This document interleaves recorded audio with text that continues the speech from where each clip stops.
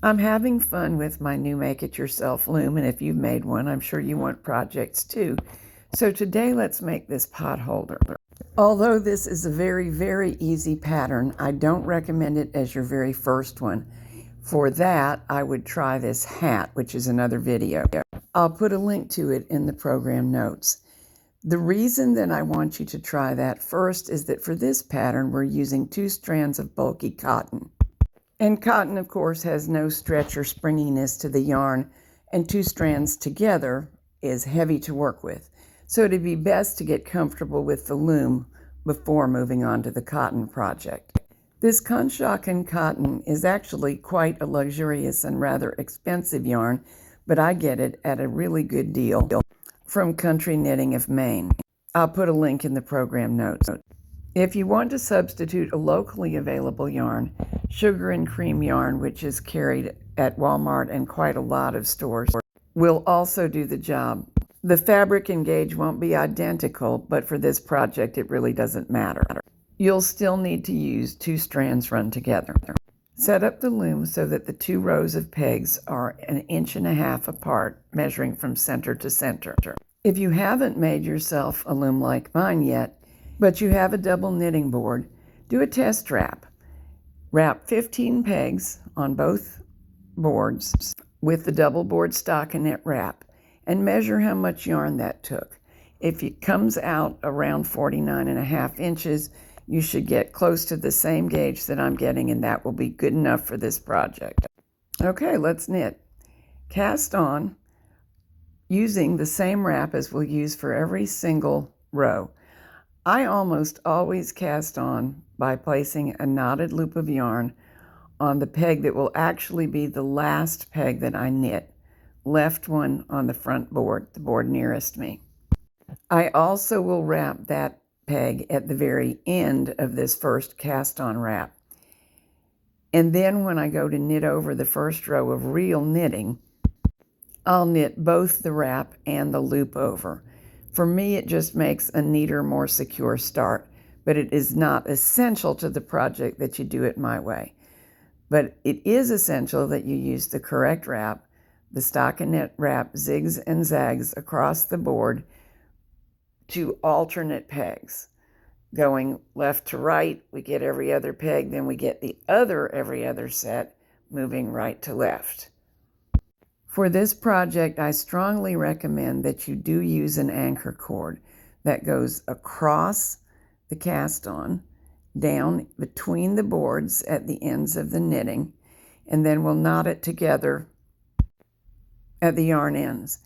That keeps the first wrap orderly, allows you to knit it over easily without confusion, and it also keeps the cast on loops tidy so that when we go to actually finish later, we can find the stitches that we need.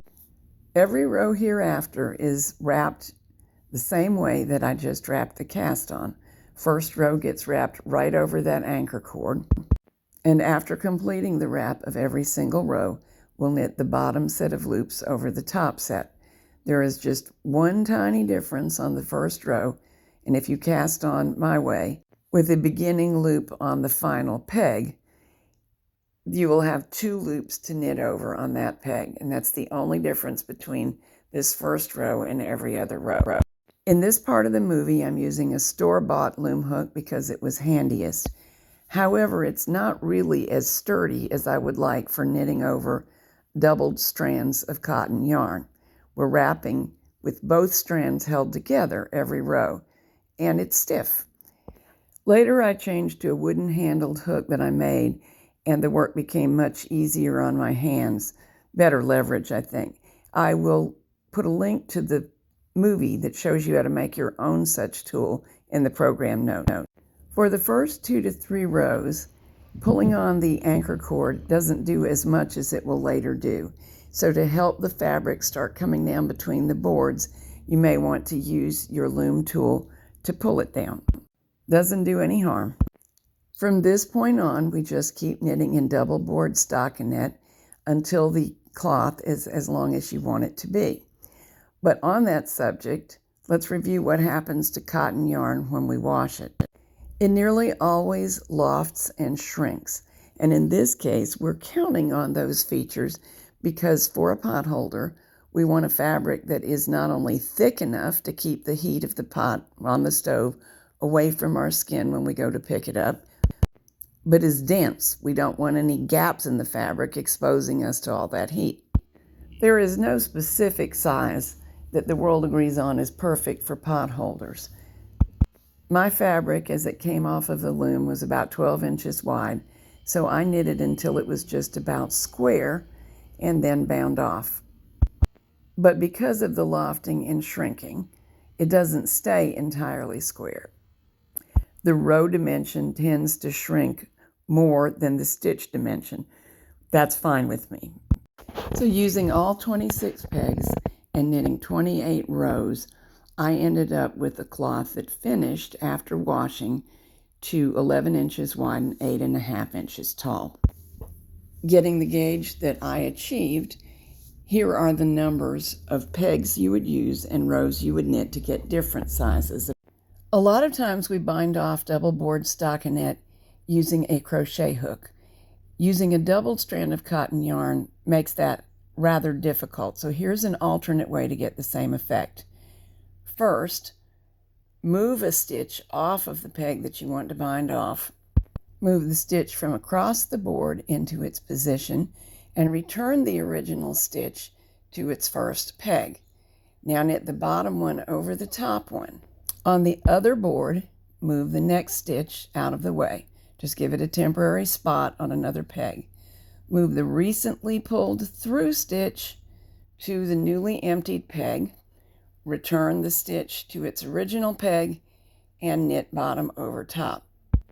All the way across the board, we'll keep doing the same thing, alternating across the boards so as to get every stitch bound off in order. What we're achieving is a chain stitch that is composed of the last row of stitches that we knitted being chained one through another, but we have to move them around as I'm showing you, otherwise you'll end up with the initial stitch trying to chain through all the stitches, and that's not a useful bind off at all.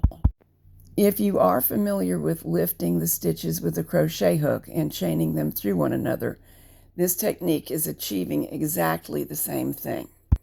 It's just easier than working your crochet hook through 2 strands of cotton yarn on the loom. Use a crochet hook or a latch tool to pull the yarn tail through the final stitch.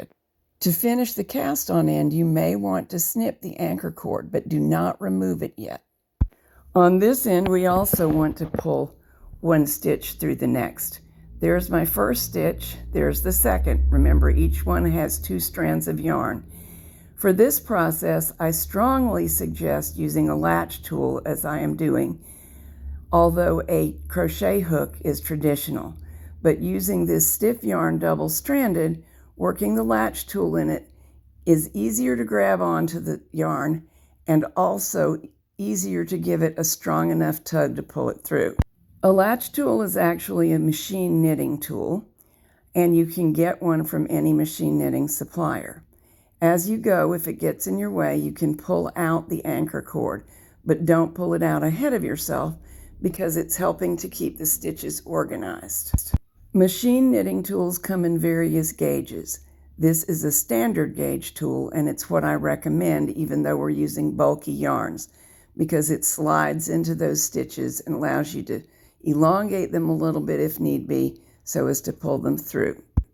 For those who don't want to buy another tool or don't have access to one, here I'm using my interchangeable crochet hook handle with an eye hook, even though this is bulky yarn that we would crochet with a larger hook. As with the latch tool, using a slender one makes it easier to insert into the stitches. Using a crochet hook, it is a little bit more challenging to make sure you grab and keep a hold of both strands of yarn that were used in each stitch. But with both hands in the act, you can certainly accomplish it. When the last of the stitches has been chained, pull the yarn tail through it. Tails may be hidden by pulling them through between the 2 layers of fabric, either with a latch tool or by threading them into a yarn needle and accomplishing the same thing. Then snip off the ends where they protrude from the fabric. Now wash the cloth in hot soapy water. Because the water in my laundry room isn't very hot, I elected to heat up water on the stove, so I knew it was good and hot. Add soap to it and use that. Make sure the cloth gets really wet all the way through. You have to push it down and submerge it. Then let it soak for a while. Then take it out, rinse it out, and let it dry. That's how you get nice, dense, protective fabric. If you choose to use a washer and dryer, you may want to wash these cloths the first time on their own because sometimes cotton yarn bleeds.